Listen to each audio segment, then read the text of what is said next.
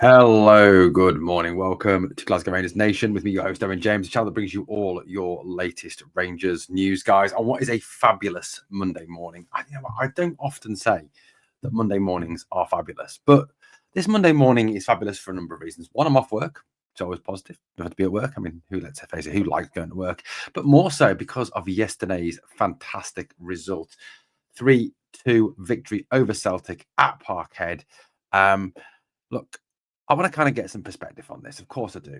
Look, I think, we can all get carried away with one result. And before anyone says, oh, it's another negative video, it's not a negative video, guys.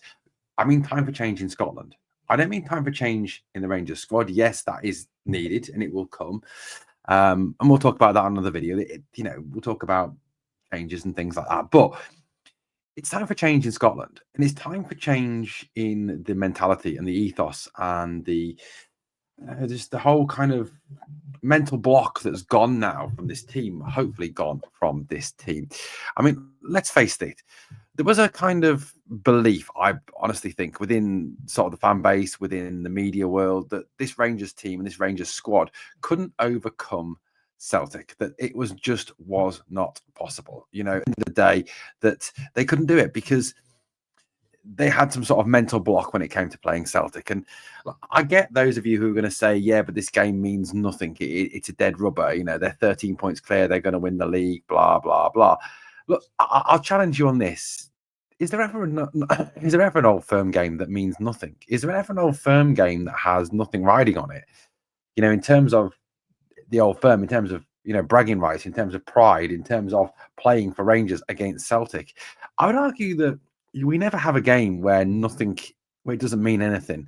I don't ever figure playing your greatest rivals, in any competition at any level doesn't mean anything. If we're going to take that argument, then let's take it that, that every under 21 game between these two realistically doesn't mean anything because, yes, you could probably do well in the under 21 competition, whatever that is, or this cup, that cup, but realistically it doesn't matter because it's not a major trophy. But, of course it matters. It's an old firm game, and at the end of the day, as I said on the video yesterday, there's no greater rivalry in world football, I don't think, than Rangers v Celtic. There's no greater intensity, there's no greater hatred, there's no greater passion, there's no greater just general dislike for each other than there is in this derby. Like I said on the video yesterday, or on the breaking news video yesterday, you can compare Spurs Arsenal, you can compare Manchester United, Manchester City, Liverpool, Everton, the Clasico in Germany, the El Clasico in Spain, the Derby della Madonna, that's the Milan derby, the Derby of Italy, Inter Milan versus Juventus. You can compare all those games, but none of them, kind of bear up to Rangers v Celtic. And I think no matter what you think or no matter what you say, this game always has something riding on it because we hate them, they hate us. It's about being able to go into work on a Monday morning and not get the rip taken out of you. It's about being able to hold your head up high. It's about, being a supporter of the club, getting behind them no matter what. Now, yes, realistically, there's no league points, that they're going to win the league. Yes, there's no cup at stake, but realistically, it's still a victory, still a win. And as I mentioned on the morning news video yesterday, it's about changing that mentality. It's about drawing the line in the sand and moving forward from that line. It's about laying down a marker. It's about showing that this season is not, this season, yes, whilst it is very shit season again, we're not going to win anything, and we're miles behind everyone, and blah blah blah, and all this shit. It still means something because at the end of the day, this is about changing the philosophy of the club, changing the mentality of the club. Because I think up until this season, there's been a kind of belief that we can't beat them, that we can't overcome them, that they're just so much better than us, or so much, they have that big game mentality. But this season, we've beat them twice now out of the 4 times we've played them so far. So 50% success rate, not bad, better than previous seasons. But we've won back-to-back Old Firm games. And the ironic thing could be that they could win the league by 10 points, 11 points, whatever, and yet we could beat them by beating them in 3 out of the 4 Old Firm games if we obviously win the game in April at Ibrox. So, that's kind of there now. I think one thing is really shown up by this result. It's, yes, we can now beat them. And I would say this squad isn't quite, the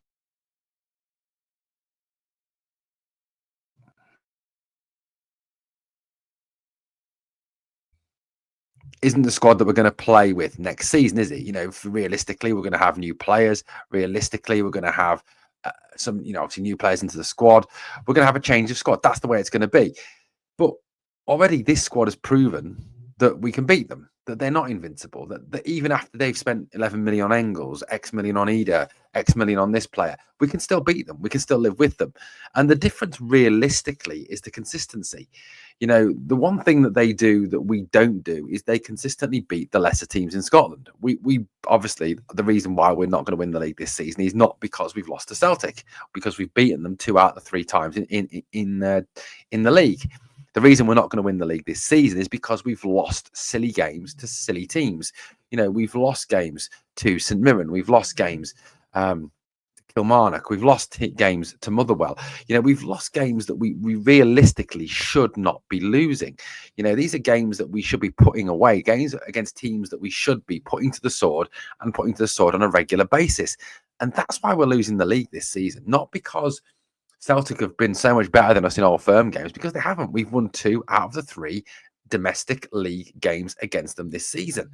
And it shows that I believe that, get a few more players into this squad, get a bit more belief into this squad, which I think has started to come. I think, no matter what happens with this man here, at least he has instilled some belief. He's instilled a sense of purpose. He's kind of got across to the players exactly what you need to do to play for Rangers, exactly what you need to be to play for Rangers. And look, I'll be honest with you, when you pull on the shirt, when you pull on, the famous blue shirt, royal blue shirt, it's not just about playing football. It's about representing this shirt. It's about being part of this. And, as Walter Smith said, this club is more than just football club to a lot of people. It is a way of life to a lot of people. It means so much more.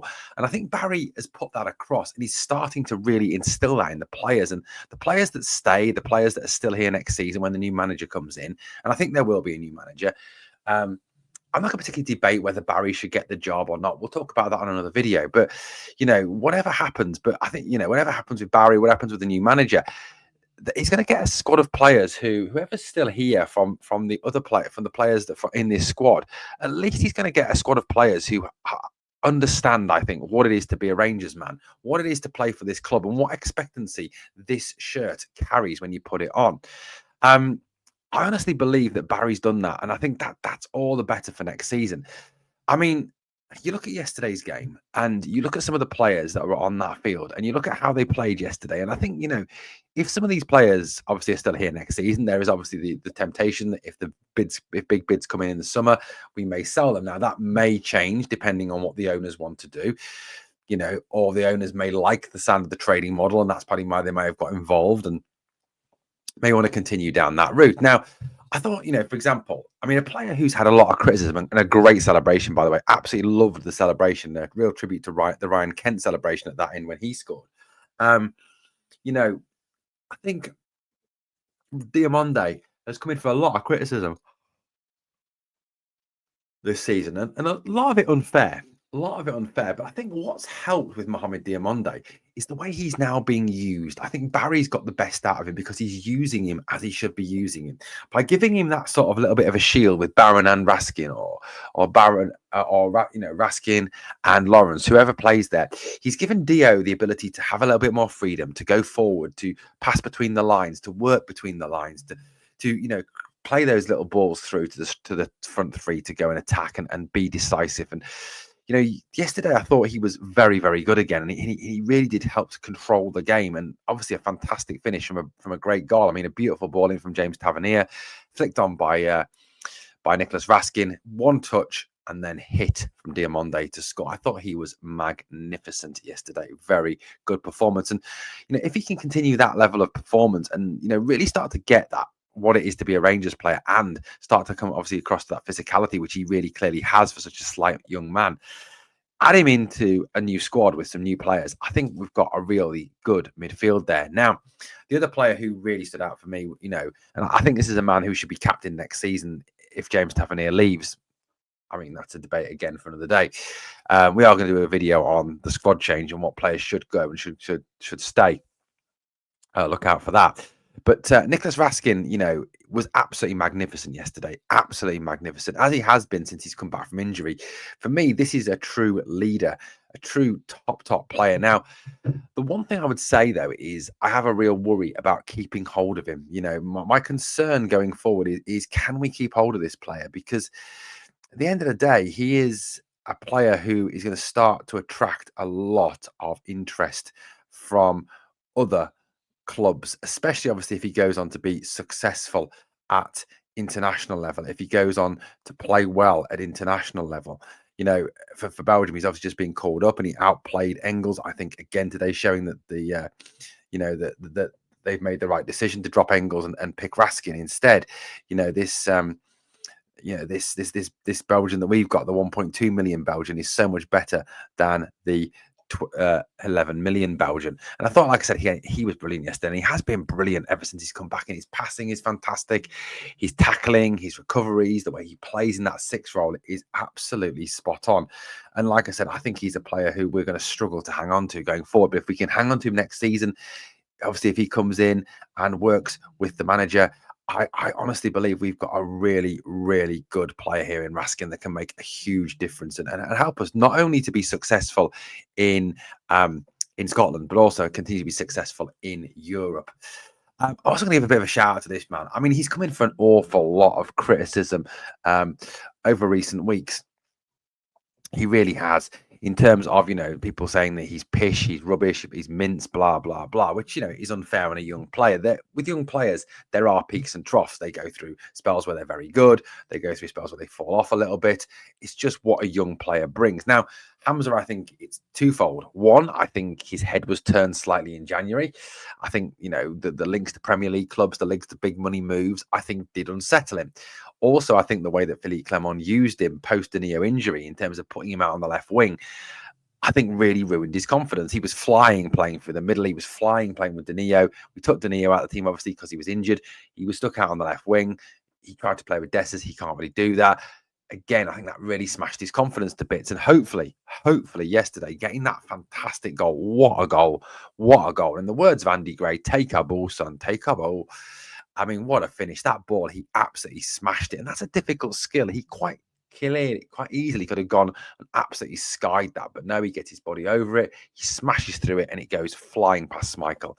And what must that feel like to score the winner in an Old Firm at your rival's ground, and then celebrate like that in front of your own fans, but surrounded by the enemy? I mean, it must be amazing. And he must be floating on air. When he came out of the ground, and hopefully he will continue to do for the rest of the season. But again, a player, if we hang on to him another season, he continues to develop. I think we've got a cracking talent there in Hamza Igamane. Look, guys, this is, like I said, about moving forward now. I'm not saying that this is the finished article. I'm not saying that we are suddenly going to become world beaters and we're not going to win everything. We're going to win trebles. We're going to win this. We're going to win that. That's not true. It isn't true. But today's victory, or yesterday's victory, sorry, more than about being, forget about the 3 points for a minute. Forget about the 3-2 result. It's more about changing the philosophy, changing the mentality within the club. No longer going into these games thinking, oh, it's Celtic, we're going to lose because we can't beat them. This is what it's about. That's our first victory at Parkhead in 5 years. Barry Ferguson is the first Old Firm manager to win his first Old Firm game since 1991 when Walter Smith did it. That's how hard it is. Let's not underestimate what they've achieved today. And don't kid yourself. Celtic, they were trying second half. They were trying. It wasn't like they came in and they lay down and died and just gave up. It wasn't like they didn't want to play today, that there was nothing riding on it. They weren't up for the game. Of course they were. Look at the second half performance. It was massively improved. And I think one thing I take from that second half, and I'm hoping that Barry's quite clearly installed in the team carries on into next season, is the fact that this team today when it comes back to 2-2, I think if we've got Clermont as our manager, Beale as our manager, we go on to lose that 3-2, 4-2. But no, this team kept on fighting, kept on battling, despite the fact they were clearly very physically and mentally tired to get that victory. And that's massively encouraging for me, hugely encouraging. Right, guys, thank you for watching Glasgow Rangers Nation. We'll be back today with a couple of lives for you, one at 2 p.m. this afternoon, and then one at, I think it's in the evening, 8 o'clock, 8:30, something like that. Look out for that. That's the moved final word from Sunday because I had to go and run around after my daughter again. Thank you for watching, guys. We're going to be doing as much over the next few days as we can to really build the channel back up, to get the channel flying and firing. Look, I want this channel to be as big as the United stand is for Manchester United. That's what I want to do. I want to be Rangers Mark Goldbridge. Thank you for watching. As always, on the way out, please smash the like, sub, comment, and share. And remember always, please never forget, we are the people.